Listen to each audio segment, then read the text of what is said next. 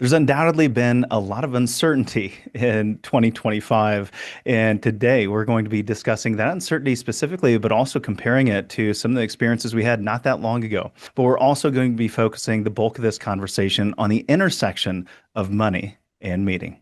Today, your guest is Chief Behavioral Officer at Orion Advisor Solutions, Dr. Daniel Crosby. He's a psychologist and behavioral finance expert who helps organizations understand the intersection of the mind and the markets. He has been named one of the 12 thinkers to watch by Monster.com and a financial blogger you should be reading by AARP. Is also the host of the Standard Deviations podcast and is a New York Times bestselling author. We'll be focusing the latter half of our discussion today around his newest book, The Soul of Wealth: 50 Reflections on Money and Meaning. If you don't remember Daniel, I encourage you to go back and listen to our 2020 episode, 5 years ago, episode number 117, titled Coronavirus and Your Retirement. And now we're bringing him back. We're going to kick off the discussion. We're going to talk a little bit about what happened then, what's happening now, and what we can learn from some of the actions that we took back in 2020 and apply those to what you're experiencing today. We're also going to be exploring, as I said, his new book. So we're going to be answering that age-old question: can money really buy happiness? How to align meaning with your money, and more great insight on how your emotions drive your financial behavior. We also partnered up with Daniel to give away free copies of his latest book, The Soul of Wealth. If you'd like to get a free copy of his book, all you have to do is this: open up your podcast app, write an honest rating and review of the podcast on iTunes, and then just shoot us a text. You can text us the word book to 888-599-4491. We'll send you a link so that you can get your free book. Daniel, welcome back to the show. Casey, great to be back with you. And what a timely return it is, Daniel. I was going back, I was listening to our conversation that we had 5 years ago this morning.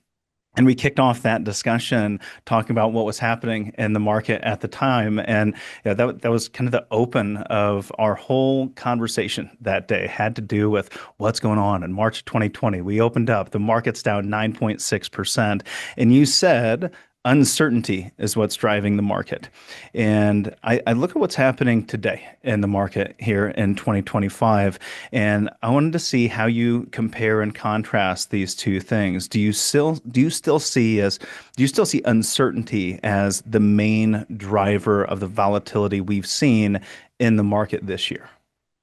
I do. You said something brilliant. And, before we hit record, you said, look, it's been 5 years since we talked, but the more things change, the more they stay the same.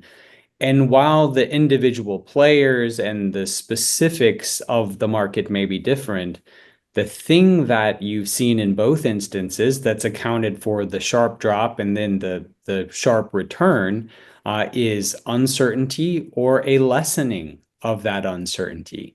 To understand this, we have to understand the human mind. And people are surprised to hear this, but we actually hate uncertainty more than we hate bad news.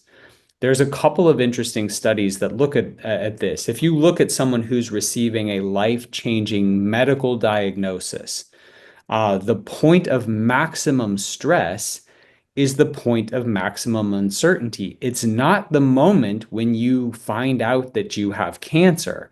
It's actually when you're waiting for the results of your biopsy. Because knowing you have cancer, getting that bad news, there's a silver lining there in that now you can fight it. You have some certainty, you know what's going on, you're ready to attack, you're ready to wage war against cancer, and you have a treatment plan with your doctor and your spouse and whoever, and you're ready to go. But when you're waiting for that biopsy, that's the agony. That's the agony. And we see the same thing in markets. There's nothing markets hate more than not knowing. And because of a host of reasons that we could talk about, in the absence of information, we just sort of tend to assume the worst. And so that's, I think, what you've seen in 2025 as well as in 2020. In 2020, we had this unprecedented health crisis. In 2025, we have this sort of unprecedented moves by the president to impose tariffs and all the uncertainty that went along with that. I think they actually have a lot in common, even though the underlying causes are quite different.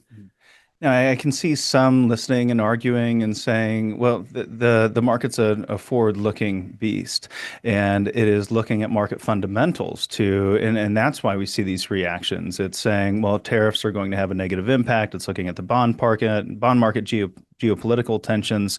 Would you still say that psychology is what's driving the day-to-day market movements over market fundamentals? Well, so it's a little of both. I mean, it goes back to the old Ben Graham quote about in the short term, the market is it's the weighing machine, voting machine, sort of consideration that Ben Graham talks about, right? In the short term, I think that emotions reign supreme. In the longer run, we see that fundamentals tend to matter more. But on any given day, emotions have the wheel. And what happens too is if you look at something like fundamentals like valuation, you see something like valuation, markets can stray very, very far from their long-term averages in terms of their valuations.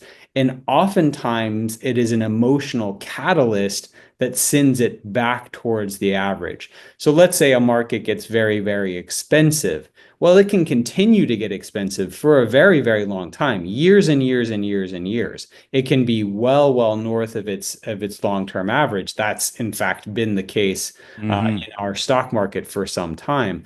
Oftentimes, though, it's an emotional catalyst that sends tends to send it careening back towards that average because even something like fundamentals are viewed through the lens of emotion. It is just simply impossible for humankind to interpret data in the total absence of emotion. So even market fundamentals are are looked at through a lens of emotion, and understanding the emotional lens of the moment becomes important because of that. Hmm.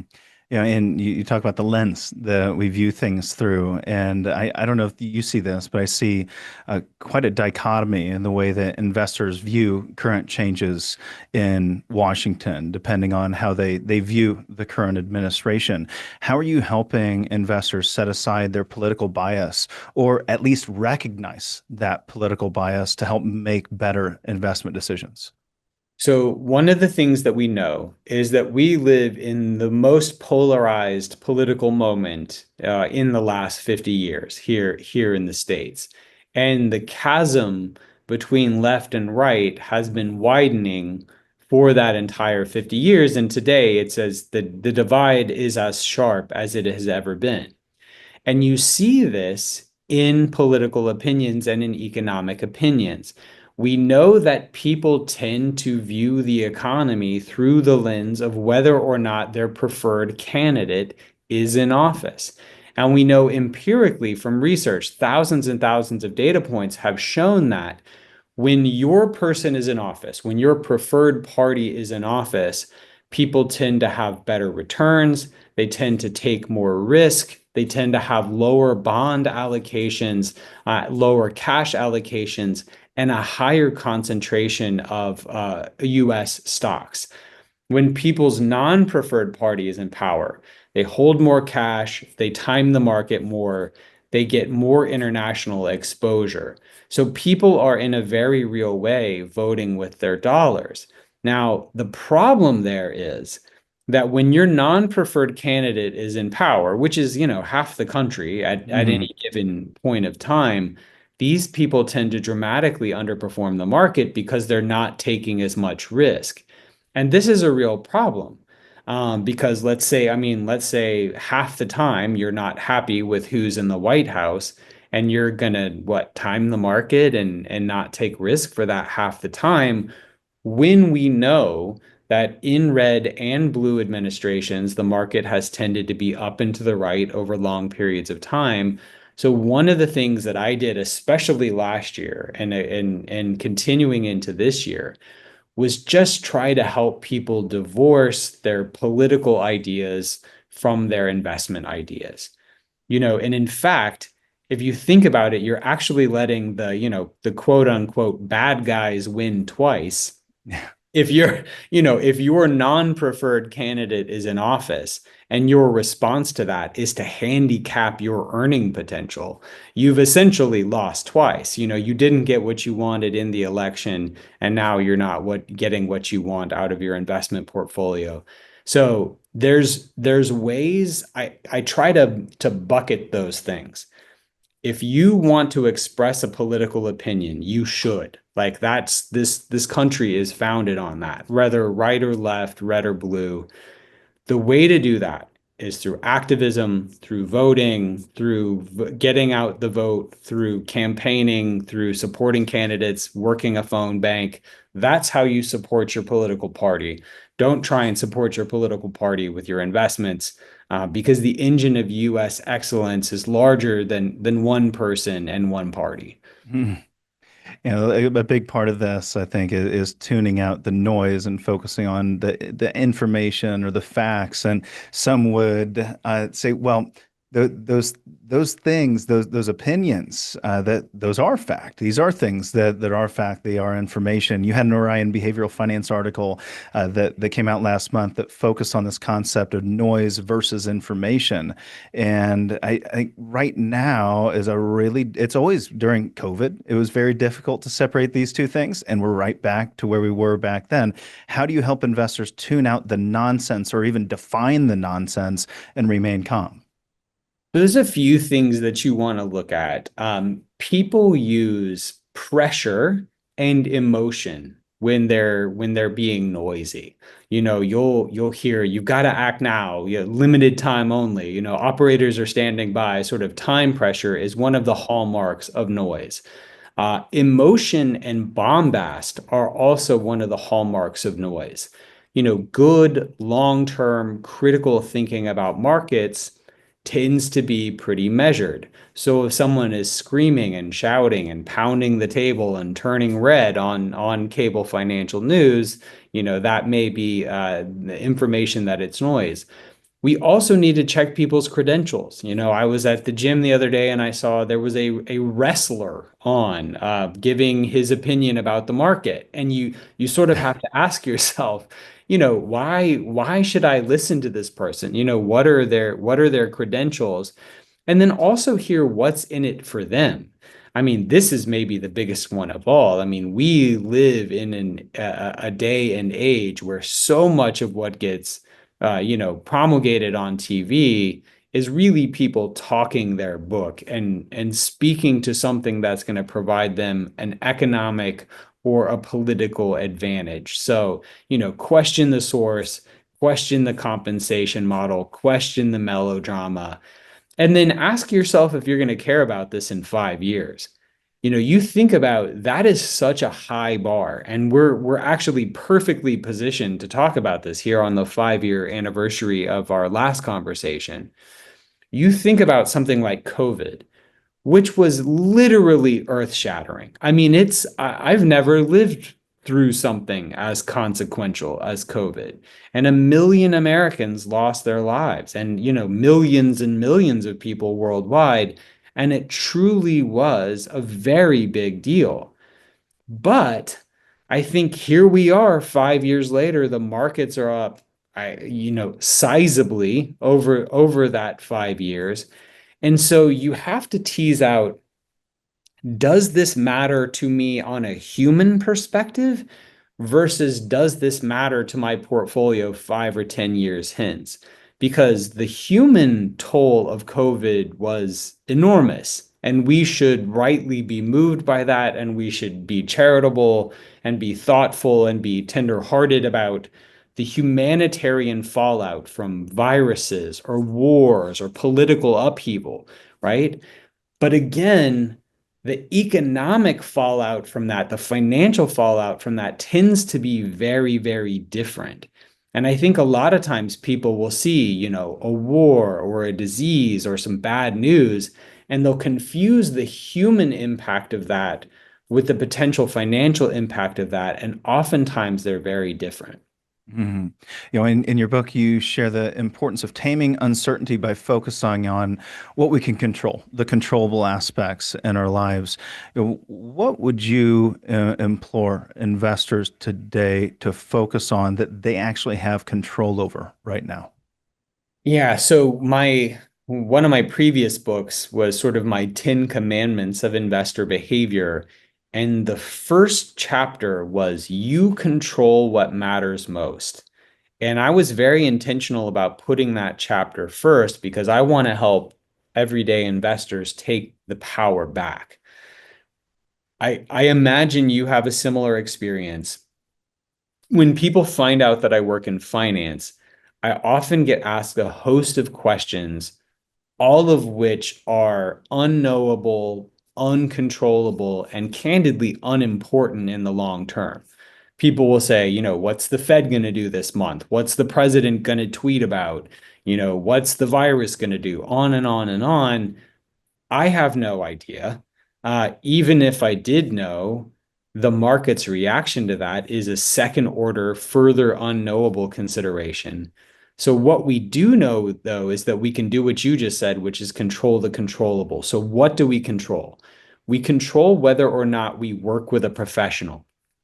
People who get professional advice make 2.7 times as much terminal returns as those who don't. They're happier. They're better prepared for an emergency. They're less likely to get divorced. They have higher levels of marital communication. Money touches every part of our lives. And so when you get someone in your corner who can help you make sense of that, it tends to raise all boats. So whether or not you're getting professional insight into your financial life is within your power. Your behavior is within your power. Whether you remain calm and long term in your thinking is within your power.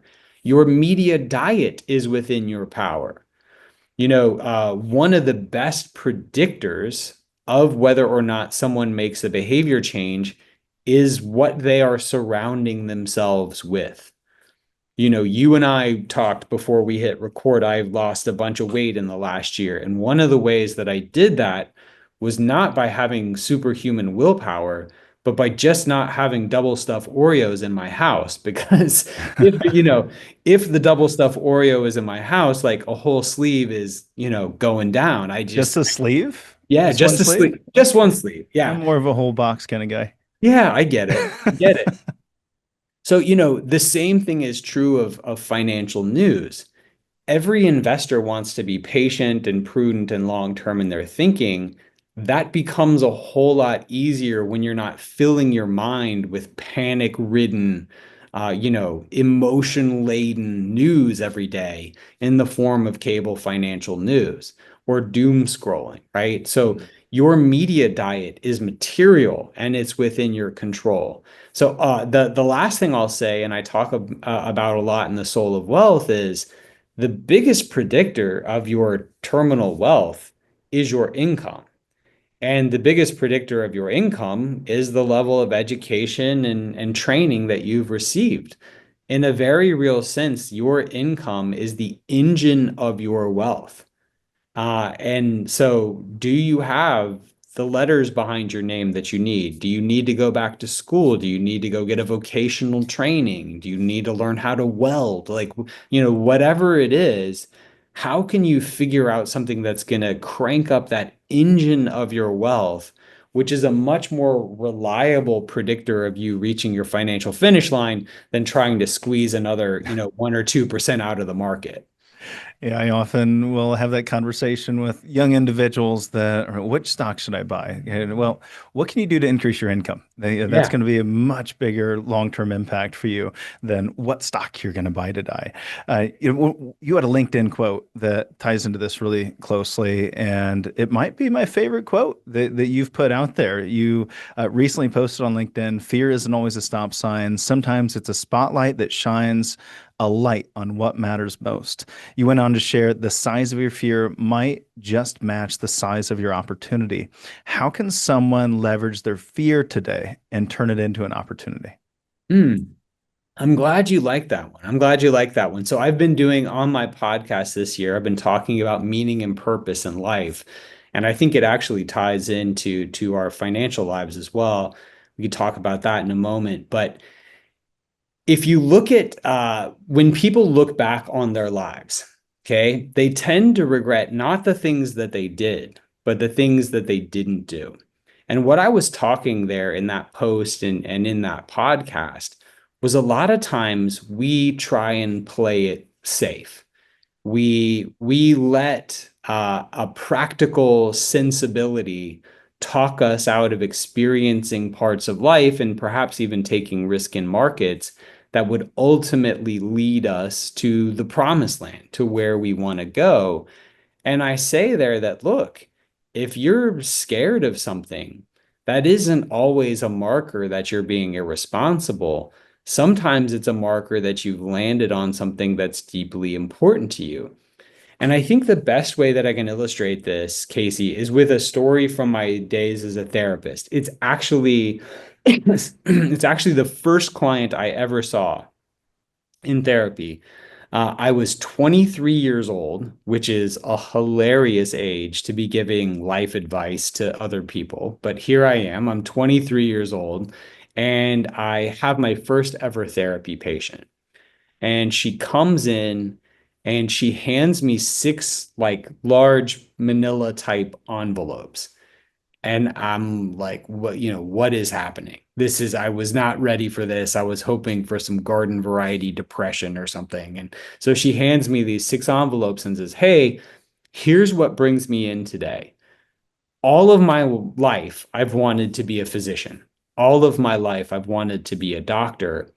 I've applied to six medical schools. I've heard back from six medical schools, and I cannot bring myself to open these letters, these responses from these schools, because if I didn't get in, everything I've worked for is for nothing. Everything I've worked for is for naught. And so I was deeply confused for a minute. I'm like, what do I say? What do I do? And then eventually it dawns on me, having recently been through the grad school application process myself, like, hey, you've got a window of time to respond to these schools after they've admitted you. And if you don't respond, your spot goes to someone else. And I said to her effectively, like, hey, it seems to me that in your best efforts to make yourself safe, to bubble wrap yourself against disappointment, you are bringing about the inevitability of the thing that you are most afraid of. The thing that you are most afraid of in the world is not getting into medical school. And guess what happens if you don't open these damn envelopes? You don't get into medical school. And that resonated with her, and she was able to open them and she got in, and thank goodness, because then I really would have been out of ideas if she had not gotten into. But I think we do this in markets too. People are so scared of not, eating cat food in retirement. So they sit in cash for a decade or 2 decades, thereby increasing the chances that you're going to eat cat food in retirement because you're not keeping up with inflation. So a lot of times the treasure that we seek is behind the door that we fear the most, and we've got to embrace that fear. And that fear is actually a gauge of how important or how valuable something is to us.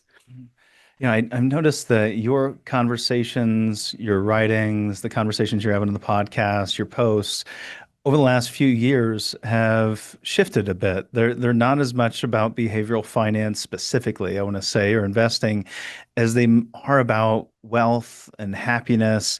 What's been going on? You've got another book that you're either just finishing up, that is specifically around purpose. What's happened for you over the last few years that shifted your mindset to be focused so much on wealth and happiness right now? A couple of things. On the micro level, I two things. I had a health scare that I won't spoil it because I want people to read the book, but I had a health scare that ended up being nothing. But it was very scary for a moment and very painful for a moment, where I did not know what was up with me, or what was causing me all this pain. I started having really bad migraines in particular and couldn't pinpoint the source of the problem. And there was this moment where my wife was driving me to the emergency room after we had just spent the last couple of weeks going to all these specialists who could find nothing.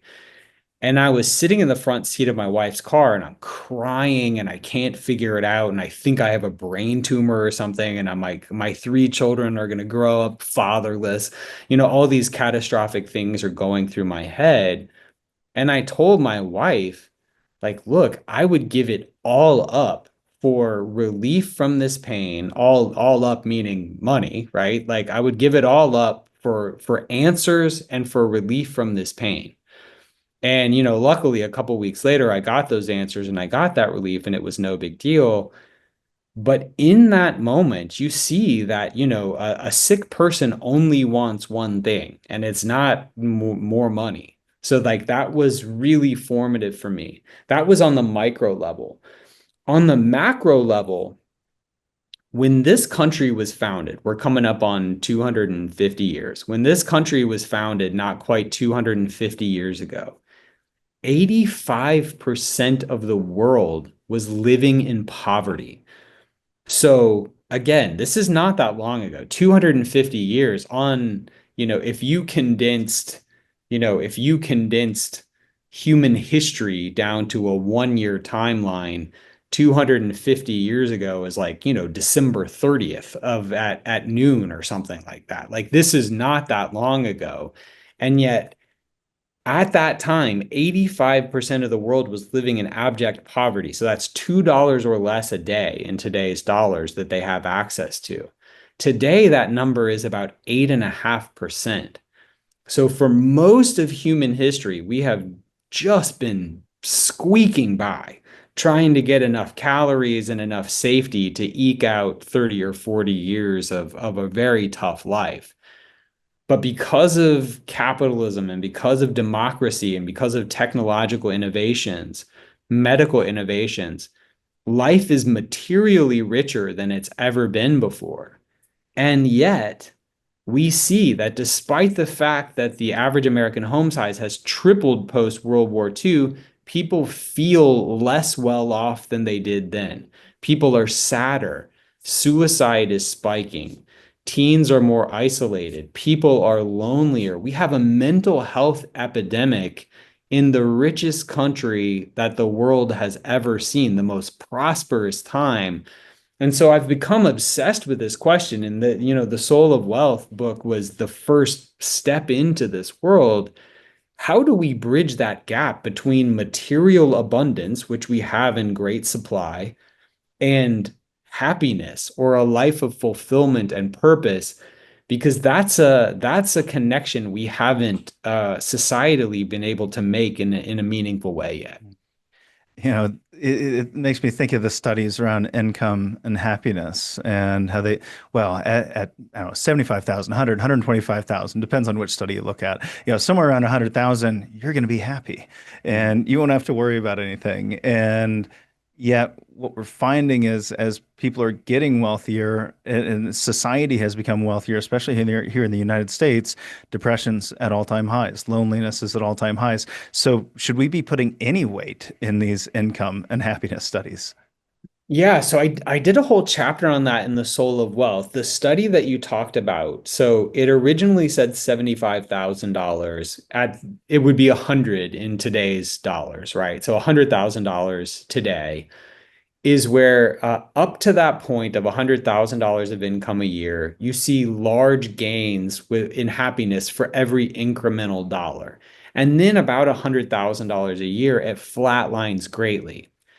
But there's a little nuance that we need to introduce to that conversation because that study that, there's no blood test for happiness, right? I can't give you a thermometer or, prick your finger and see how happy you are in any objective way. We have to operationalize and standardize this measure for happiness.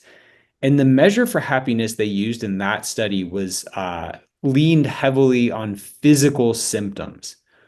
So one thing that money does well is it makes you physically comfortable. Like, you know, you have enough money to go to the doctor when you're sick. You have a warm bed to sleep in. You know, you have enough food to eat. You're not worried about gunshots at night if you make enough money. And so money does a good job, really good job of buying us an absence of physical misery. And that's meaningful. That's worth caring about. But when you look at those studies, you see a couple of things. First of all, 30% of people, their happiness kind of plateaus until they hit $100,000. And then it takes off north of Mm. $100,000 because now they can really do the thing that they are excited about. You know, Gandhi said, I'm paraphrasing, but you know, Gandhi said, to a poor person, bread is God. Because if you're poor enough, you spend all your time sort of scrounging for your next meal and worrying about, you know, how to get enough calories for a Hmm. safe place to stay. And once you've got that squared away, now you can worry about love and friendship and purpose and religion and sort of all the higher order human stuff. And that's nice. So for about a third of people, happiness really takes off north of $100,000. We also see that happiness is very genetically linked. Like people have a set point for happiness the way that they have a set point for weight or certain other types of body composition considerations. So one thing you can do to be happier is to pick better parents. And we see that, you know, about 15% of people, there's no relationship between money and happiness. They just have different problems.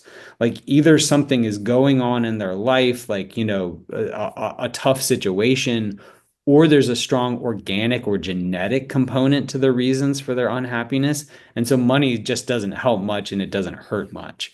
So it's really complicated, but I guess the final thing that I would say is this. The first thing is money does a good job of buying you the absence of misery and it buys you a ticket to try. Like money can buy you enough freedom and enough time and enough health to try and do the stuff that matters, but you've still got to go get it. Like you've still got to go get after it. The other thing we know is that how you spend your money, it makes a big difference. You know, people who spend on experiences over things are more happy. People who buy their time back, you know, who get out of a hated chore. For me, it's mowing the lawn. Like I'll never do that again, God willing. I'll, you know, never mow my lawn again. And then the other thing that I'll say, the final thing, there was a cool study in the book about relationships and happiness. So people who buy a fancy car with their money tend to have very limited boost in happiness, and it's very short-lived relative to how expensive a car is. But people who join a car club, right? People who buy a Porsche not to flex on their neighbors or to just try and show off, but people who buy a Porsche to join, you know, the Porsche Club of Carmel, Indiana, these people have an enormous boost in happiness because now they got new friends and they can deepen their interest and they have a place to go on Saturday and they have people to go on road trips with. And so relationships are the best predictor. Good relationships are the best predictor of a fulfilling life. So anything you can do to spend money to deepen your relationships, even if it's buy a Porsche, is gonna help you a lot. Mm. You know, it makes a lot of sense when you're on your way to retirement. You get to a certain level of income, and now you have the opportunity to only focus on the things that you want to do, or you create more time freedom to focus on those activities that bring you more meaning in your life. However, it seems like there's another paradox here. There is some research that you point to your book that says that we're in a time famine with a lack of available hours to contribute to our well-being and happiness. But then, how do you reconcile that with retirees with ultimate time freedom that are suffering from record high depression and reduced happiness levels? Yeah, so there's a couple of things. One of the things, like everyone, you know, you talk to basically anyone. You see someone at the store or at the ballpark or whatever, and you say, "Hey, how are you?" "Oh, busy, busy." You know, "Oh, so busy." Right? Well, we have more disposable time than any generation ever. I mean, we have more free time thanks to things like dishwashers and washing machines and, shorter work weeks and more holidays. We have a lot of disposable time. But if you look at the gains that we've made in time, over the last 50 years, and they're considerable. It's a couple hours a week, which is a lot. Like if you directed that in a good way, we have filled that time with one thing, like minute for minute, and I bet you can guess what it is. Mhm. You got to guess? Screen time. Screens. Every minute that we have clawed back from the clutches of, human misery and all the hard work we used to have to do as a society, we have now given over to watching TV and playing on our phones. So it doesn't feel substantive, right? It doesn't feel substantive because we're effectively squandering the time that we have. We have given it back minute for minute to screens. And so, one of the things that we have to do, one of the conversations that we have to have is how do we take those gains that come from nice things like technology and being able to eat out and, do these things that save us time, and how do we spend that time in a way that is personally fulfilling? With respect to retirees, chapter one of the book is worth the cost of admission, I think, because it basically gives the five facets of a happy life. Mhm. In chapter one of the book, I talk about, look, here's the research. There's five things that lead to a life of flourishing. And when you look at those five things, one of them is called positive experiences, which is basically shorthand for fun and leisure. Retirees have lots of time on average for fun and leisure. And when most people conceptualize retirement, that's what they're thinking of. Like finally, I'll be able to golf. Like finally, I'll be able to spend time with the grandkids. Finally, I'll be able to go on long walks on the beach, right? Because you can't do that when you're working. That's good. That's important stuff. And it's one facet of a life well lived. But if I could just breeze through the other four real quickly, one is deep work, one is strong relational ties, one is meaning, so working for something bigger than yourself, like as part of a team or part of a church or something like that. And then the last one is advancement, which is personal growth, learning new things, being better today than you were yesterday. If you think about work, work is good at all of those things except for fun and leisure. Work gives us Mhm. engagement, it surrounds us with people, teammates. It helps us work on projects that are bigger and more enduring than ourselves. And it has natural opportunities for advancement.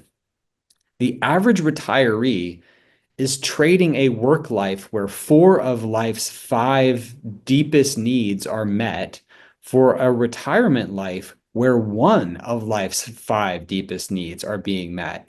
And so people need to be intentional about planning for their time and not just their leisure. Retirees need to be asking themselves questions like, what am I going to do to connect with people? What am I going to do to stay sharp and continue to learn and grow? What am I going to do that's bigger than me, that's spiritual or philanthropic or charitable or team oriented? These are the sort of questions we need to be asking, and people are way over indexed on spending their time on fun and leisure, which gets old super fast. Mhm. Yeah, I think there's been times in my life when I've had nothing but fun and leisure. For extended periods. I'm playing golf every day, hanging out with the family, going to church, just doing the things that are fun. Spend time on vacation, going on the beach, all these things that you talk about. Mm. And what I often say is when I'm not stressed, I'm stressed. Mhm. And I think it feels to me that anytime that I'm unhappy, I need to artificially manufacture some type of struggle in my life. I think struggle creates meaning for me. And in retirement, does that hold true? Do we need struggle in our lives? And do we need to artificially engineer some of that struggle when we have all of this time freedom and we have all of the wealth that it buys us the easy life? Yeah, there's something called the Hans Selye, this seminal stress researcher, came up with something that's called the inverted U curve of stress. So if you think about two plot lines, one is performance and one is stress level, the optimum performance or happiness or whatever you're trying to measure occurs at a moderate level of stress. People who are stressed out of their minds don't perform well. Whether it's an athlete or someone on the job or, a parent or whatever it may be, you know, there's a crippling level of stress. There totally is. And it leads to poor performance and poor mood. But there's also a crippling level of boredom or even a crippling level of leisure. And the complete absence of responsibility or absence of structure leads to outcomes that are as negative as crippling stress. And a lot of times people don't think about that. Because, look, as I sit here today and I think about what I have on my calendar for the rest of the day and even the rest of the week and the month, it's a lot. Like, it's a lot. And so I think most of us are, uh, fall down much further on the side of too much stress than too little. And so we sort of mistakenly long for just nothing to do and an empty calendar, but it's just as bad. I mean, it's just as bad for your mental health as too much. Yeah, you mentioned that when it comes to our income levels or our wealth levels, that some of those studies kind of get it wrong. We get them thrown out the window because we inherit some of this unhappiness, especially when it comes around money. You talk in your book about financial scripts. I just want to talk about those a little deeper because I see this come up time and time again. This seems to be one of the most common themes that we see when we're working with clients, especially on the scarcity side of things, where they're having trouble spending in retirement, having trouble taking risk, having trouble actually enjoying their what they've worked so hard for. Let's talk a little bit about inherited money scripts and how we can better understand our relationship with money through those scripts and ultimately make healthier decisions. Yeah, I think the first thing to understand here is that you do have a money script, right? You inherited this. And in the same way that a fish doesn't know what water is, right? Like a fish doesn't know what it means to be wet because it's so immersed in water. We are so immersed in typically our parents or our cultures or our society's attitudes about money. These things are so pervasive that we don't even know we have them until oftentimes, I think a lot of times people's first experience of understanding that other people see the financial world differently is having a romantic partner, getting married, living with someone, and understanding that, oh, like this person views money very differently than I do. In terms of the specific scripts, there's a handful of them, but I did some research a few years ago where I interviewed married couples, hundreds, 400 and something married couples, and I asked them, what do you fight about when you fight about money? It was more elegant than that, but that was effectively what it was. The number one answer was whether money is best used to enjoy today or to secure tomorrow. And if you think about this, most people grow up in households where one thing, one of those two considerations, is emphasized to the exclusion of the other. And in almost like a very uh, immoderate way. Like they're kind of all one thing or all the other. But a happy financial life balances those realities. And what we find is that people are very judgmental.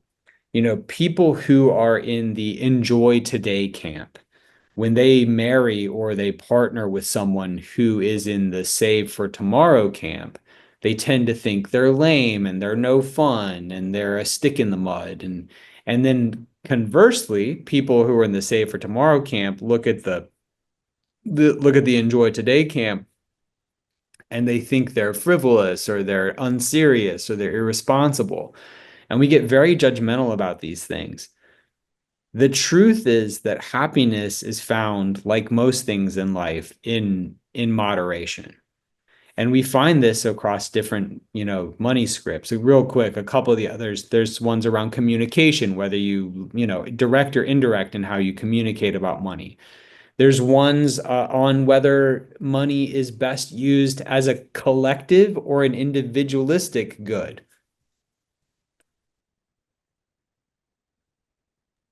So this one was interesting because it was gender linked and culture linked.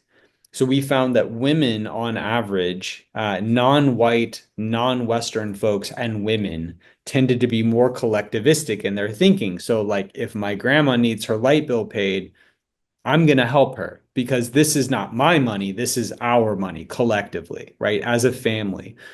Men and white folks and Western folks tended to be more individualistic, sort of put your own air mask on first to say, look, I'm going to take care of me, you take care of you, and that's what we're going to do. Like, we're all going to be responsible for ourselves.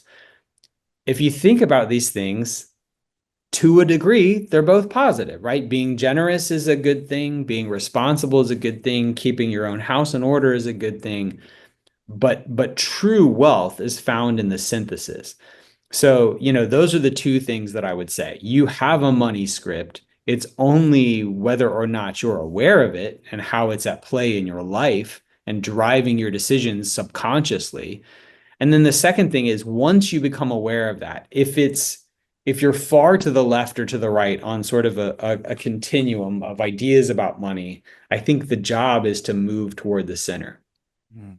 Let's talk about the job. I grew up on that frugality side. The frugality addiction was something that I think was passed down to me, and I've worked hard to adjust that and change that and focus on the things that really matter the most. Now, I think most of the families that we work with, they didn't get wealthy because they were frivolous, right? They got to where they're at today because they had some level of frugality, and that was probably passed on from them just like it was from me, but now it's no longer serving them. They've already made it, right? How would you help them rewrite or help me rewrite that script using the ABC model that you lay out in the book: adversity, beliefs, consequences? Yeah. So, yeah, I love it. So, the first thing is, of course, to become, what's the old adage from like the 12-step program? Like, the first step is admitting that you have a problem. I grew up in a household that sounds like similar to yours. My dad is still a financial advisor. And I grew up in a religious household where we couldn't say bad words, and debt was considered a four-letter word like all the others. I mean, my dad was so maniacal about paying off our house. I mean, we never went on a vacation. All that, man, he was single-minded in trying to pay off our house and save for retirement. Never went anywhere, just cheapest of everything. And then what happened is at some point, his career as an advisor kind of took off. The kids were off and settled and on their own, and he had way more money than he needed. And at that time, my mom's health had started to decline. My mom's now in a wheelchair. So when they were in the early days, they were save, save, save, no, no fun, no vacations. And now they kind of made it, but now their health is gone. They didn't do a good job of balancing that.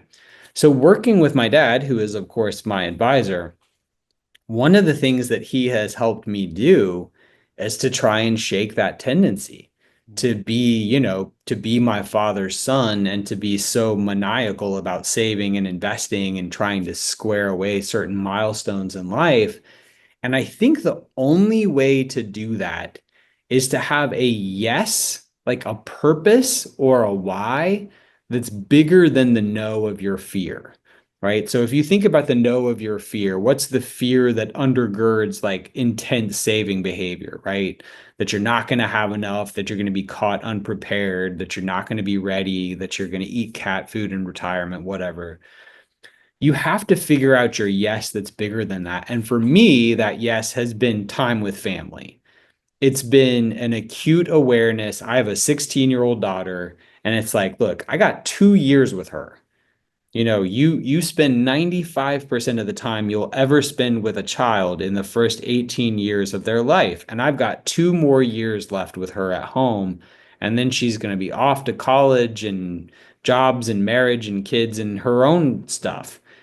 And so, yeah, we're spending a lot of money on travel this year and next year and the year after because it's important to me to make memories with her and her siblings. And it's more important to me to make memories than it is to have the incremental 10, 20, $30,000 in savings. So I think the first thing is to recognize that you have a problem, or not even a problem, just an opinion that you have that you have a tendency, and then to help you find a why or a purpose that's more important to you than what that tendency is protecting against. Yeah, I see the way you're living today really reflects a LinkedIn post that you had a few days ago. You said you think about death every day, and I don't find it morbid. I find it motivating.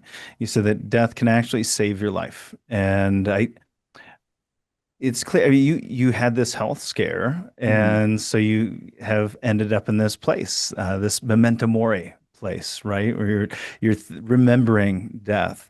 Yeah. What would you do differently if, and how would you embed that earlier? It seems like most people only experience this and get to live in the moment and do the things that you're doing, focus on these things and think about death when they've actually had this kind of fear, they've had this kind of scare. What would you tell others about their death and remembering that could help them live a bigger life today? Yeah, so I actually just recently took it off because it was scratching up my watch. But I've have this bracelet, this Memento Mori bracelet that I wear, that I love to wear. And it's just this basically remember that you're going to die. And that can feel morbid to people, but we'll talk about that in a moment. But even beyond that, I think the larger call is to remember the fleetingness of life and opportunity. Go back to what I talked about with my daughter, and I have 3 kids. The oldest is 16. But, that time is passing. And if you treat your time with your children like an unlimited good, then you don't take advantage of it or treat it very preciously. When you realize that there will be a quote unquote death of their time at home, or the death of any time or season that you find yourself in professionally or personally, when you realize the fleeting nature, the finitude of that thing, then you start to treat it more preciously. And that's what I was saying about life there. I feel lucky. My grandfather I'm named after my grandfather who died on the day I was born, 2 years before I was born. He died, on I was born on the 2 year anniversary of his death. And I look just like him. We have the same interests. We have the same name. I was born on the anniversary of his death. And so, like, growing up in the shadow of my grandpa, who was a very successful businessman and a very smart guy, he died when he was 42. I mean, I've already gotten, more years on earth than my grandpa ever did. But growing up, hearing about him and how much I was like him and how much I look like him and sort of having this special connection impressed on me at a very early age that we don't always get, 83.7 years or whatever the Mm. actual, whatever the actuarial tables tell us we get. And so you have to live that life with urgency, and you have to be aware of these, we'll call them tiny deaths in your life, whether it's, the end of a season of living in a certain place, the end of a season of a child at home, whatever that may be.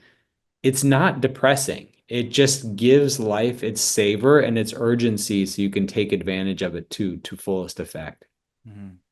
Yeah, I'm curious. In the Standard Deviations podcast, you said this is the year of meaningful living. I have to assume that, given that this is the year of meaningful living for you, that maybe you've implemented some daily practices or some unusual, unique practices into your daily life to ensure that this truly is a year of meaningful living for you. One of the things that we find behavioral finance and psychology broadly is that there are certain things that are so simple and they're so powerful, but they become easy to overlook because of their simplicity.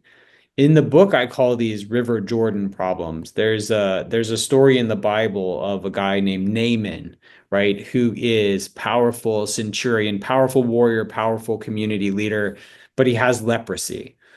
And so he goes to the local holy man and he says, "Hey, I need to be cured of my leprosy." And the holy man doesn't even come out. He, just like sends a servant out and he goes, "Yeah, hey, tell him to go bathe in the River Jordan." And the servant comes back to Naaman and says, "Hey, the holy man says go bathe in the River Jordan." He sent his servant out to say it. And this powerful rich guy becomes kind of pissed off because he's like, "What? Like there's 100 better rivers. The River Jordan sucks. Like the River Jordan's not nice. He couldn't even come tell me himself." Like, he's sort of offended by this. And his servant says, "Look, master, if he had asked you to do something hard, you would do it. So why don't you just do this small, easy thing?" And so Naaman goes and washes in the River Jordan and he's cured, right? But he almost didn't do it because it seemed too unspectacular. I say that because one of the things that I have started doing this year is counting one blessing, like being grateful for one thing at the end of each day. Sometimes that's writing it in a journal. Sometimes that's prayer. Sometimes that's writing it in a journal. At certain points this year, it's been by writing a thank you letter. There's research that shows that people who explicitly call out one thing they're grateful for in the day see a boost in their mood by up to 10%, which is equivalent to taking psychiatric medication. I mean, that's like a Prozac level boost Mm. off of just saying, "Hey, this is what I'm thankful for today." And people will fail to do it because it's a River Jordan problem. It seems too easy that there's no way I could have a 10% boost in my mood just by being grateful for one thing, but you can't. Mm. The other thing the research shows that I talked about in The Soul of Wealth is writing a handwritten letter. And I've done this 3 times this year, just 3 times in whatever, 5 or 6 months. But it's so powerful writing a handwritten letter to someone who made a positive impact on your life, but you never told them. So I wrote, this is hopefully my wife will forgive this story. I wrote a letter and I had to hunt her down, to a girl in 6th grade. I changed school. I changed schools in 6th grade and I went from being like big man on campus to like dorky kid nobody knows and whatever. So I changed schools in 6th grade, which is a very hard time to be a lonely kid. And I went to this school dance at my new school and I knew no one and no one was dancing with me. And it was just the worst day of my life. Right at the end, this woman, well, now she's a woman, this girl, comes and says, "Hey, do you want to dance?" And I got my one dance that night and we never really spoke again. I mean, we were like casual acquaintances through high school and stuff, but it was never anything, never a big deal, but it was such a big deal to me. And so I wrote her earlier this year and I was like, "Look, I know this meant nothing to you. You forgot that this happened. But on the worst day of the hardest time of middle school, when I was as lonely and as unseen as a person can be, you bailed me out, and that means a lot to me." And it was really sweet. Like it was really nice. I mean, she probably thought I was a serial killer, but but it was great. It was a great moment to be able to say we've all had these experiences of someone who did us a kindness that put us on a good path or helped our lives in ways that probably didn't register for them at the time. And so taking that moment to thank them also leads to up to a 1 month boost in happiness. So for me, the year of meaningful living has been trying to be about being more grateful and more gracious with people who've been good to me. Yeah, that's beautiful. And I asked you, so I asked you this question 5 years ago, and I can just see that so much has changed. You seem like a different person today than you were 5 years ago. And I love seeing that. And I'm curious how you might answer this differently. I didn't, I'll have to go back and now listen again to the very end and we'll have to compare answers. But you're on the Retire with Purpose podcast. So I have Yeah. to ask you, what does it mean to you to retire with purpose? So as I've done, I'm writing this book, which is on the hunt for a publisher, right? My next book. That's all about finding a life purpose. And when I told people I was writing, they're like, "What's your next book going to be on?" I say, "Well, the meaning of life, like the purpose of life." And people kind of get nervous and laugh and like, "Huh, what?" Like that's sort of too big of a thing to get your arms around. But when I got into the research, I found that there's three things that lead to a life of purpose. And it's really quite practical. And I hope this framework means as much to your listeners as it does to me. Because for me, it was believing, belonging, and becoming were sort of the three things. So, what do those mean?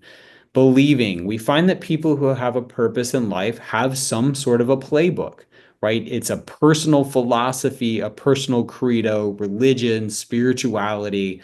They have some sort of map for making sense of the world. They have something they believe in. The second thing is belonging, mattering to someone and having people who matter to you, having a tribe, a family, a spouse, loving and giving, giving and receiving love is the belonging piece. And the third piece is becoming, having a bright sense of the kind of person you want to be, having a vision for your own growth and a sense of who you want to become. So if you've got those three things, a personal roadmap for living, rules you subscribe to, people who you love and who love you in return, and a vision for the kind of person you could grow into, that's about as good as it gets. That's what purpose is in the most practical way that I can tell you. Love that. I already wrote that down for myself, and I'll be thinking about that the rest of the day. I'm sure I'm going to share that with my wife here on date night. And if you're listening and you say, "I really want to create better connections between wealth and meaning," then take advantage of our partnership here with Daniel. We're giving away free copies of his book. All you have to do is write an honest rating and review over on iTunes. Shoot us a text. We'll verify your iTunes username. We'll send you a link to get your book. All you have to do is text the word book to 888 599 4491. Daniel, this has been awesome. I thought our first interview was fantastic. I think you one upped yourself here, and I'm sure it's going to be even better. Hopefully, we don't wait another 5 years, but I look forward to our next conversation. This was such a soulful conversation, man. Thank you for all your preparation. This was great.